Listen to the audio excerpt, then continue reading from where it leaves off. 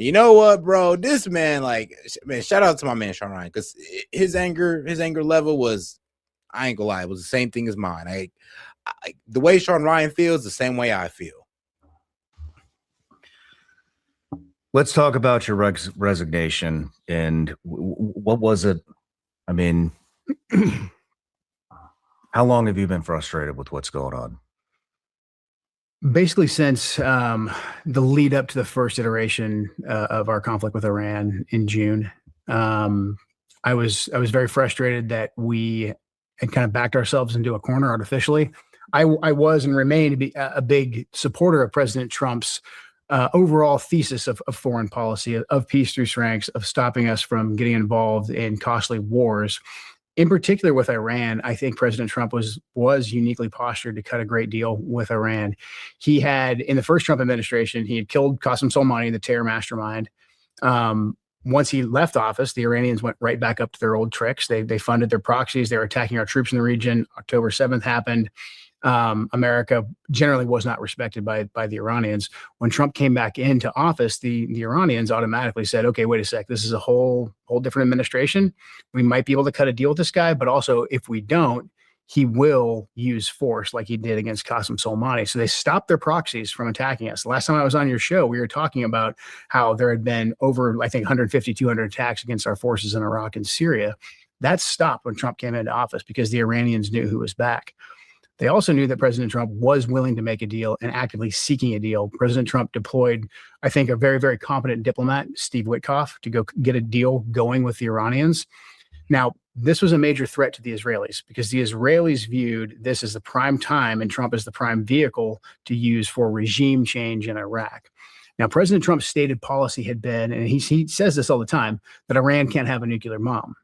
Now, the Iranians actually agreed with President Trump, and they had a prohibition, a fatwa, a religious decree on actually producing a nuclear weapon that had held since 2004. Mm-hmm. And what the Iranians did say was like, hey, we're not going to make a nuclear bomb, but we want the ability to enrich uranium, because they had seen what had taken place in Libya and Iraq. And they said, hey, if we go the Gaddafi route in Libya and say, here's all of our nuclear making material, then they're a sitting duck. Then they can. I mean, and that's the thing, though. We haven't given them any good examples to go by to show that, you know, we're doing this in good faith, because they're looking at us like, bro, the last time somebody gave up their weapons to you guys, I mean, bro, they got taken over. I mean, bro, the guy got like sodomized with a knife on camera. Who wanna go through that? I mean, Ukraine gave up their nukes, and now y'all not even willing to help them with the nuclear power. So what good examples have we given Iran to be like, you know what, just give up your nuclear capabilities and enrichment and just leave it to us, bro. Just trust me, bro. We got you. Even though we didn't even though we did not, you know, help Libya or Ukraine, and they gave up their weapons. Well, nukes. Well, nuclear capability. Well, in Libya, and with Gaddafi, he was put in power by the United States. So was Saddam. So was Assad in Syria. These people were in place and used until they were no longer needed. So yet again, foreign interventions, foreign policy creates conflict, creates intervention, which gets escalated, which creates more intervention, which gets escalated. It's the perpetual motion of the military-industrial complex, which is so sewn into our economy. But what can you do, man? I've been talking with people about this for years. You have to follow the documentation of what our government is doing. You have to actually go to firsthand sources. I really appreciate you having me on. I gotta run. Enjoy your show, man. I hope the shadow ban goes away, and keep doing what you're doing, brother. Hey, man, appreciate that, man. Hey, look, man, as long as people pull up and support, I ain't got no problems. But shout out to my man, Lunatic Libertarian, man. Appreciate you, dog. All right, man. Peace. Everybody stay free and peace. All right, man. Shout out to my man, Lunatic Libertarian. Make sure you guys follow him on his YouTube channel. He has one as well. The Lunatic Libertarian is where you can find him. All right, let's get back into our guys, Sean Ryan and Joe Ken. He invaded and regime changed at any given time. They saw the Saddam route. If they actually pursued a weapon, or even like kind of BS'd that they had a weapon, that same thing, they would be immediately invaded. So they kind of had this ability to say, hey, we have a prohibition on a nuclear weapon, but we have some ability to enrich. This was a major threat to the Israelis' goal. So what I watched the Israelis do over the course of the last year was use their government officials engaging with our government officials, but then also their surrogates in the media, Mark Levin, who I'll talk to tonight, mainstream media, think tanks, Foundation for Defense of Democracies, a lot of talking heads. Like, whoa, like, look, bro, I ain't on the left, but come on now. The left ain't like, bro, the left is not celebrating proxies attacking, well, our allies. They're not celebrating that. What they are doing is going like, bro, you know, Iran told y'all that they were going to attack our allies in the region if we was to attack them. And we did. Well, Israel did, and then we followed up behind them, and then they started attacking all of our bases in the region. So trust me, dog. I get it. Trust me. The left ain't your best friend, but they're not out here celebrating the fact that Iran is attacking our partners. No, they're over here wagging their finger at us because we kind of ignored Iran's warning that they were going to do this. On Fox News to move the red line. So Trump had said, my red line is no nuclear weapons. The Ayatollah said, great. I don't want nuclear weapons either. Let's talk. So they moved the red line by saying enrichment. Iran can have no enrichment. Enrichment equals a nuclear weapon, which is just fundamentally not true. So that would be parroted from officials in the Israeli government and then also on the news. I mean, let's backtrack. Yeah. I don't think not one of our 18 intelligence agencies had mentioned that Iran was enriching uranium, correct?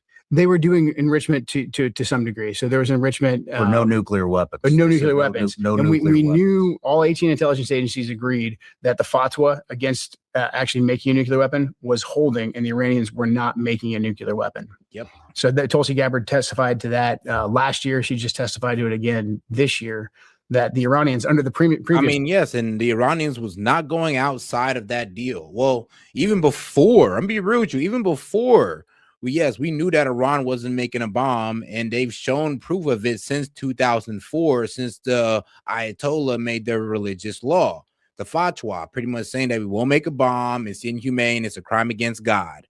Now, ever since that time, we've pretty much had our eyes on them, seeing if they were going to do so, and they didn't. And even when we were scared of them possibly doing so, Obama was able to put them under the JCPOA.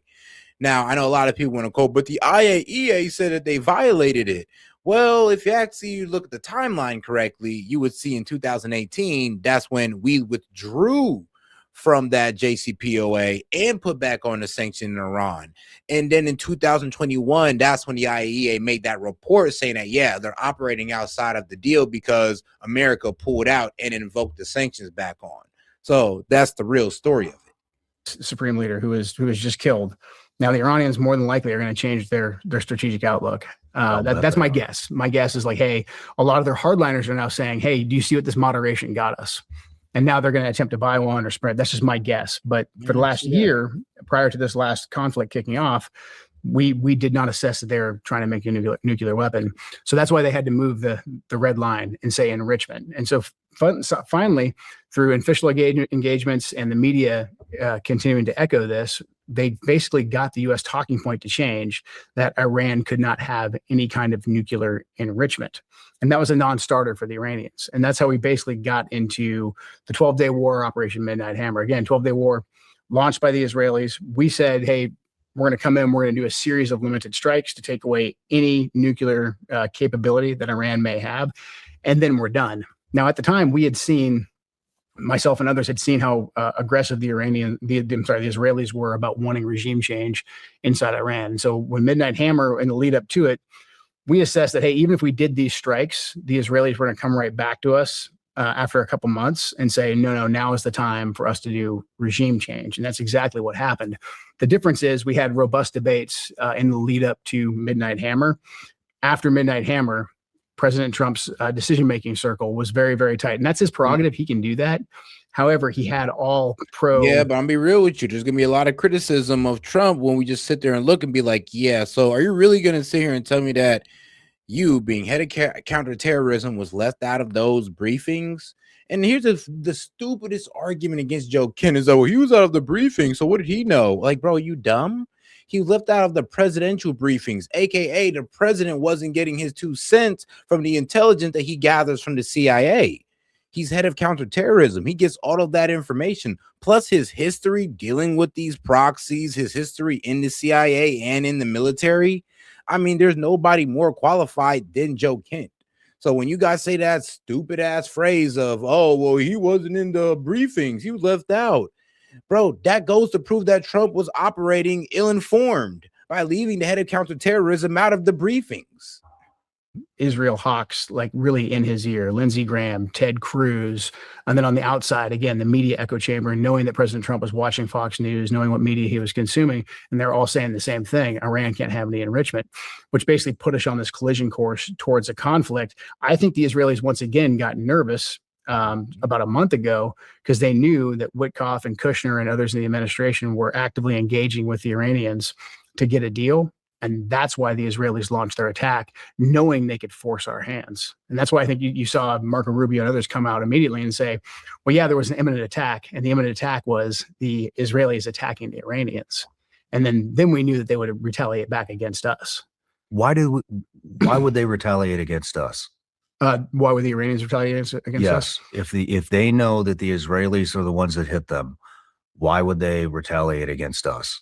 Because they know that basically we fund the Israelis, that Israel would not have the offensive capability without us. True. The Israelis are very competent. Bro, Israel would have never started this conflict with Iran if they didn't know that we were going to back them up. Shoot, actually, Israel wouldn't do half of the shit they do in the Middle East if they didn't know, if we didn't back them up and if we didn't fund them.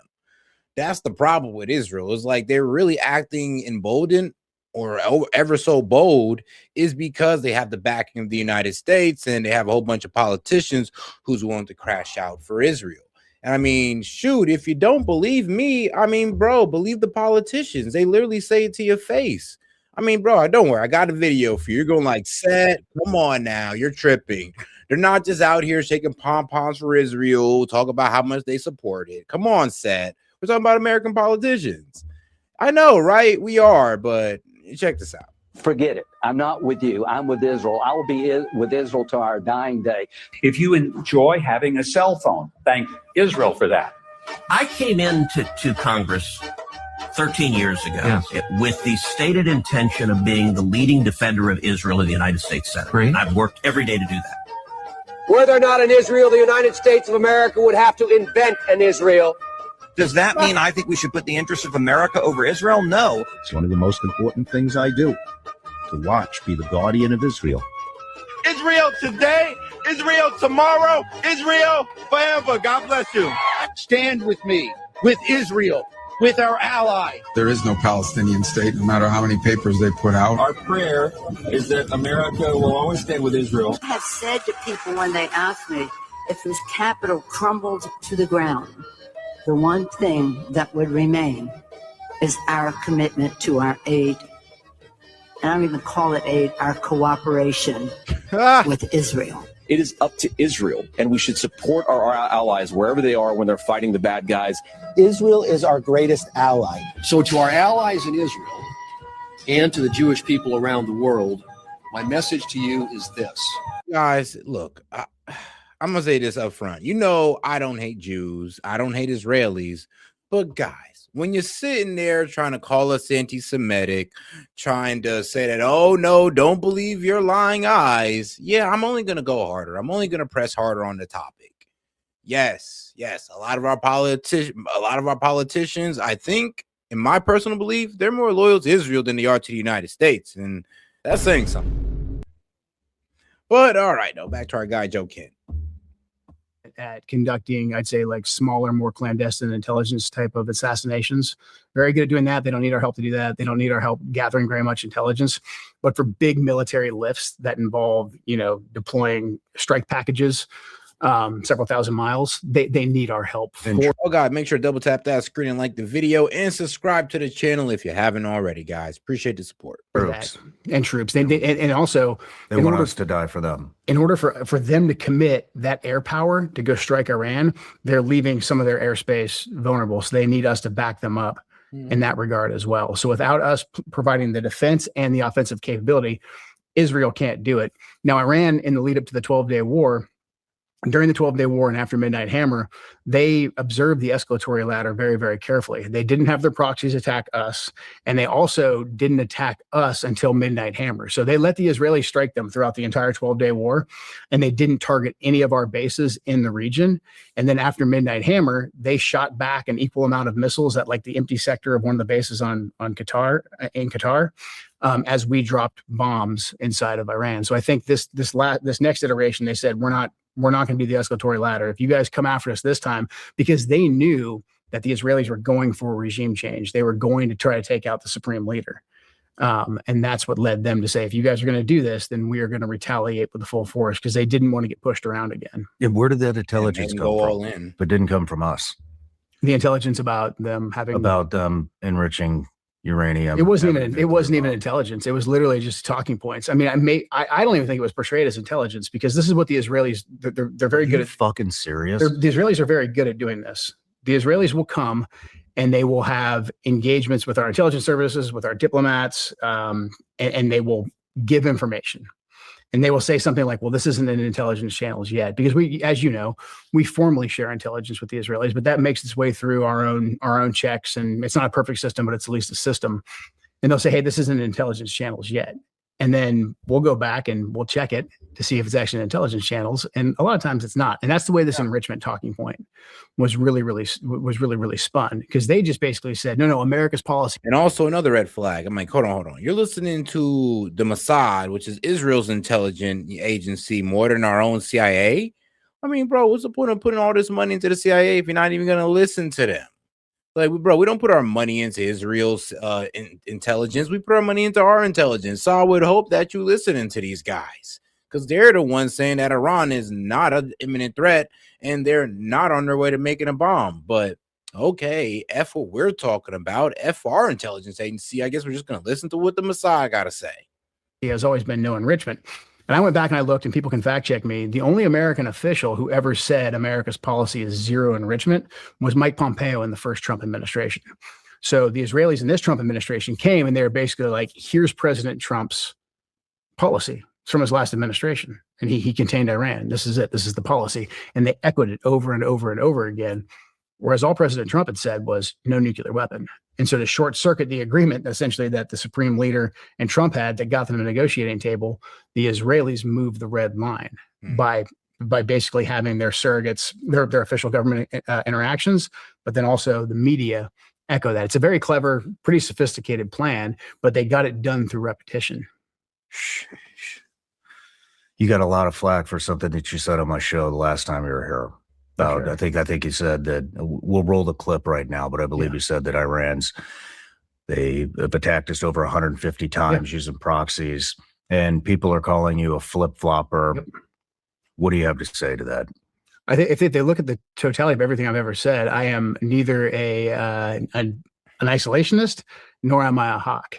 On Iran, if their proxies attack us, we should hammer them. I will debate anybody on the utility of killing Qasem Soleimani. President Trump was justified, and he was correct, and he was bold for killing Qasem Soleimani and his deputy Abdulmani Mohandas. Yeah, I mean, let's be real though. That also did go up the escalation ladder though, because once he killed Qasem Soleimani in 2020, that's when Iran decided to, all right, well, I guess we're just going to keep on enriching, and they enriched to that 60% after a couple of escalations. So you know what? I do agree that, you know what, when he hit Qasem Soleimani and he backed off, that was a good thing to do. And it threw off the whole axis of resistance, because that was their guy. That was a guy literally leading the axis of resistance. But trust me, I think even he would disagree too. Like, hold on, are we going to get drawn into a full-blown conflict over that? No. So what Joe Kent's agreeing with is that, look, attack those who are the problem. Like, yeah, if you want to go ahead and attack the Houthis in Yemen, do what you got to do to get these guys to stop. You want to go ahead and attack Hezbollah, great. But getting drawn into a full-blown war with Iran is not it, and is not going to. I think he even knew that's not going to work out in our favor. But to go ahead and crush all of Iran's proxies, I mean, that's way easier than crushing Iran. He was really bold in the fact that he took them off the battlefield, but then he didn't get suckered into what we're in right now, which is a regime change war in a massive country like Iran. So I've always been against us doing a prolonged kinetic strikes inside of Iran. When Iran shot ballistic missiles at our troops, I thought we would have been justified to basically counter battery and take out some of those ballistics. Now, right after the Iranians shot the ballistic missiles in retaliation for Soleimani at our troops at Al-Assad, they accidentally shot down that Ukrainian airliner, and that basically ended the conflict right there. But I have never been in favor of a regime change war inside of Iran. If their proxies attack us, if they attack us, we hammer them back. But again, going back to the Iranian escalatory ladder, if you look at how Iran has behaved since President Trump basically killed Soleimani, and then since he came back into office, they were very, very deliberate about what they were and what they were not going to do. They didn't hit us until we hit them. And then again, just for the record, I'm not a fan of the Iranians. I'm not a fan of the Quds Force. I mean, no, that's true. Like after that, Iran took a completely defensive position. After that, they was at a certain point, they was like, look, we don't want it with you guys. Like, we'll only attack you if you attack us. And that's what they've been on ever since 2020 when Trump took that critical move. And it did put Iran in their place. Like, I'm not even going to lie. That did put Iran in their place. But taking things any further, I think even Iran knew that, look, we take things any further with America, we're going to have to drag this into a regional conflict. They didn't want to do it. I mean, we ain't want to do it until now for some reason.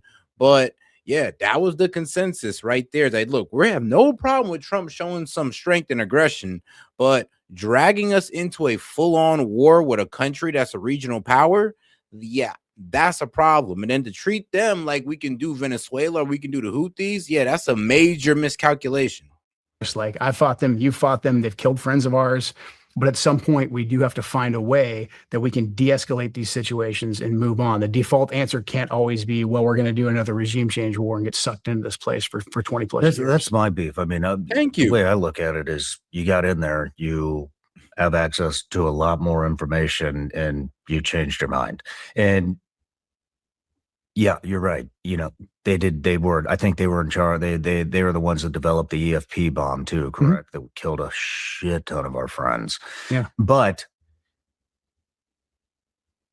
I think we both agree we shouldn't have been in the Iraq war. We should have. And then also just in terms of being effective, if our goal is to stop the Iranians from doing things like that, I've argued this for quite a while, we would only strengthen the hardliners in Iran. We would only strengthen the Quds Force, the IRGC, and the hardline Ayatollahs if we go in there and try and take them out. It's the basic rally around the flag effect. And I think we've done that. I mean, the Supreme Leader, Ali Khamenei, that we killed, not a great guy, probably a bad guy, but by killing him, we basically said, the next guy who's in charge, he's going to say, we're not going to have a pro. You know, I've actually talked to Iranians about, you know, the Iranians who live in Iran about that guy.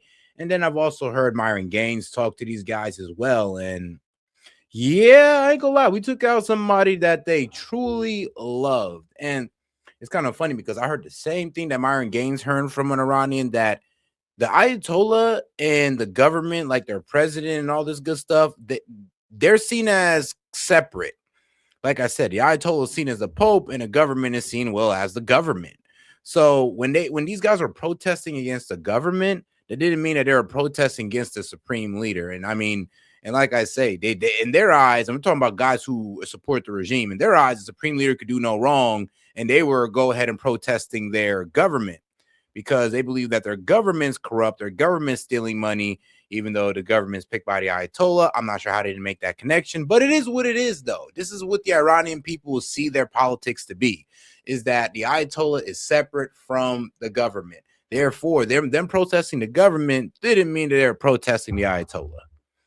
Prohibition on developing nuclear weapons. And if we end up killing him too, and we end up killing some of the other folks that are more moderate, they're not going to be replaced by like a mini Thomas Jefferson. They're going to be replaced by more and more hardliners. There's always been a tension in Iran between. Oh yeah, I mean, guys, if you want to actually, if you really want to talk to some Iranians in Iran, bro, just go on X. I mean, go on one of these spaces, and they're all over there. They're all in these spaces, especially if you find a topic on the Iran war.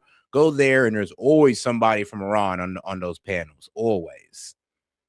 In between the IRGC and the IRGC, they're full of pipe hitters, man. I mean, it's the guys who fought the Iraq-Iran war. They fought. Honestly, look. Honestly, you can find a pro called Manny Post and go under there and strike up a conversation with them, like instantly, just ask them a question like, why you support this guy? What's up? And they'll tell you. Like they're literally open as hell. They'll sit there and tell you, it ain't a secret. In Iraq, they fought against the Israelis in Lebanon with Hezbollah. So if we give these guys the ability to basically say, hey, don't listen to the moderates, our job is to fight the Americans, it's to fight the Israelis, then this is going to get harder and harder. There's going to be more terrorism, there's going to be more blood, and then basically the only recipe for getting out of this is going to be more and more continued war. Problem is, though, you've got the Straits of Hormuz as a choke point for major world energy. So this is going to become, it already has become, a major geostrategic issue and a major issue on the world economy. That's like 20 to 25% of the world's oil comes out of there. Everybody's pissed at us. Exactly. You know, back to the Iranian proxies and them killing U.S. service members in Iraq and in Afghanistan as well. That's not why we're there, though. You know, Right. and so I see everybody, and they're talking about the hostages. You know, back in the day, they're talking about how they're clipping you on my show, but that's not why we're there. You know, Right. you can scrounge around and find all kinds of justifications on why. And I'm like, come on now, the hostage crisis. Let's be real. Like we were. I know. No, let me not say that. Let's be real here. Iran made a demand, and it was a reasonable one, but we just didn't want to abide by it. They had two reasonable demands. One, let us govern ourselves and let us nationalize our oil so we can have a better deal from ourselves, and you and Britain stop stealing from us. And then two, give us the Shah because, you know, we want to hold him. They want to put him on trial and most likely execute the man. And, you know, the Shah was sick at the time and we didn't want to give him up, and we didn't want to give them, you know, rights to their own oil. So this is what caused the hostage crisis, because this is when they stormed the embassy after we said no to all of their demands. And then they end up holding hostages, which was pretty much leverage so they can get some of their demands met. Did it really work? Not really. Eventually, I mean, it worked eventually. It was looked really bad on Jimmy Carter, but in the moments, it was looking pretty bleak. Like we did not actually know if we were going to get the hostages back. But I mean, the black guys and the women were released. Would be starting a war with Free Iran, job. but none of that relevant stuff is the reason that we're there, and it hasn't been stated either by anybody but just fucking internet trolls. If we wanted to clean the deck on Iranian proxies that were outside of Iran or even inside of Iran, fine, do it. Do limited strikes. That's fine. The Israelis are very competent. I mean, they've killed many Hamas. They've killed at least one Hamas leader inside of Tehran. They've killed how many members of Hezbollah, decapitated them with the pagers.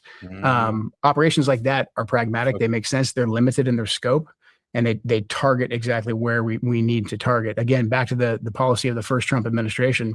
President Trump would use force where required, but then, like no other president I've seen, he would apply other leverage that only America has in terms of economic power and in terms of diplomacy. So after he kills Soleimani Mohandas, he goes and he slaps maximum pressure sanctions on Iran that makes the economic life in Iran very, very challenging. That results in waves and waves of protests that we were seeing. Back in January, just not that long ago, we saw Iranians out on the streets protesting against the current regime because of the cost of living. Now, the regime knows that their own people could overthrow them if they're not happy, especially, you know, with just how expensive it is and challenging it is to live. That organic protest movement was already happening, but it was happening in large part because of the economic pressure that President Trump had put on them.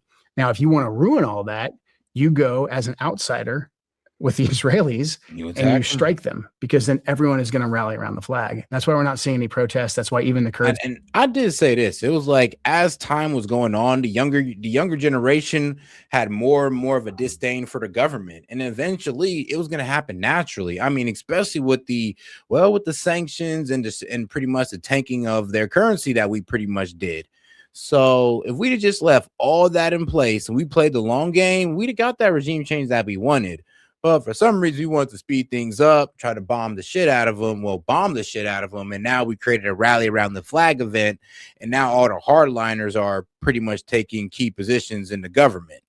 Like, what was it? The guy that was their head of defense. Like, yeah, when we took that guy out, that was a moderate. That was a guy that actually wanted to talk to the U.S. Israel killed him. And now they got an ex-IRGC commander. You think that guy want to talk to us? I mean, Khomeini, he was a moderator, believe it or not, wanting to talk to the United States. We blew him, his wife, and his daughter and his granddaughter up. And now his son's in there. Now he's running off the revenge trail of you killed my dad. Well, you killed my mom, my dad, and my daughter. So, I mean, you think we're going to work too well with him either? I mean, that's honestly, this is one of the reasons why I said, yeah, I ain't glad we need to kill the other guy too. I don't like the fact that we killed the first guy. We should have took him captive. But I mean, since we already did, we might as well keep going because the next guy is not so good. And I don't even think we can get worse than him at this point. Have said, hey, we don't want to be part of any kind of regime change right now. I've heard rumors that that we wanted the Kurds to back us in this. My answer to that is, why the fuck would the Kurds back us in this? We abandoned them in Iraq. They got slaughtered when we did that. Yeah, we just abandoned them about a month ago in Syria. I got buddies over at Fifth Group that were complaining about it, and they fought with them. Yeah. And we fucking abandoned them again. Yep. And now they're getting slaughtered in fucking Syria. And then we ask them, the U.S. has we have a pattern. And that's what the pattern is. We come in, we pretend like we're your friend. We get what we need. And then we fucking abandon you and they slaughter your ass. And we do nothing. Happened in Afghanistan, happened to the Kurds twice And I mean, think about it. Like, you don't think these duplicitous tactics come to bite us in the ass eventually? Now, when we actually do need the Kurds to go in there and help us out, they won't do it. They're like, bro, you done backstabbed us before. And now this is with Iran. This is with a bigger threat. You don't think come on now. If y'all did it then, what makes you guy ain't going to do it now? And I mean, they have every right to think that. And that ain't even Trump's fault. That's just what other presidents have done or other generals have done to these guys. Iraq and in Syria. Yeah. One just a couple of months ago, the Syrian one just a couple of months ago. Now we're already back asking them, of course they're going to fucking say, fuck you. Yeah. I think that was the Israelis trying to basically use a media campaign to will that into existence. I don't know if that was ever a very real thing. But again, if our goal is to get rid of the Ayatollah and is to get rid of that government, the last thing that we should have ever done was strike them. Because now, I mean, the Persians have their pride. I mean, it's not that hard to imagine, to put ourselves in their shoes. Like none of us, most people probably watching this show or me or you, we didn't like Joe Biden, but if a foreigner would have attacked America, hey man, I'm going to saddle up and I'm going to defend my country. Yeah. I don't think they're that much different than we are. And we're seeing that right now. There's a massive rally around the flag factor happening inside of Iran. And again, we're only going to get more and more hardliners now. Let's talk about the strategy. Yeah. What is the strategy? What are we doing? Well, right now, is there a strategy? Well, the problem is we have a drastically different strategic goal than the Israelis do. Mm-hmm. So we will say that Israel is our ally in this. They're basically our co-equal in this. People like me will say, actually, we're not really even co-equals. They're leading because we're having to react to them. But either way, we're basically joined at the hip with the Israelis. Now, the problem is they have a much different strategic goal and a much, I'd say, higher threshold and tolerance for chaos and bloodshed than we do. No, I mean, bro, we're gonna have to close all of our universities in that region because of Israel bombing schools, universities in Iran. Now Iran talking about, well, we're gonna start targeting your schools, universities in the region. I'm just like, shit. So yeah, Israel low-key costing us a lot right now. We have stated that greatest ally though, right? Right. Our strategic goal, you'll hear Secretary Hegseth rattle these off at his morning briefings that he gives to the media. It's to destroy the Iranian Navy, to destroy the IRGC, to destroy their ballistic missile capability, to destroy all their enrichment. So we kind of have a checklist of things that we want to bomb, essentially, to take off the battlefield. That's about as far as we've gone with stating what our strategic goal is, which I think is a big problem that we have with the GWAT, is we never really said what our strategic goal was. Obviously there was get bin Laden and make sure the homeland isn't attacked. But I just remember being in Iraq being like, what's the goal here? We're building a government. So same thing. We didn't really learn that lesson. We haven't stated our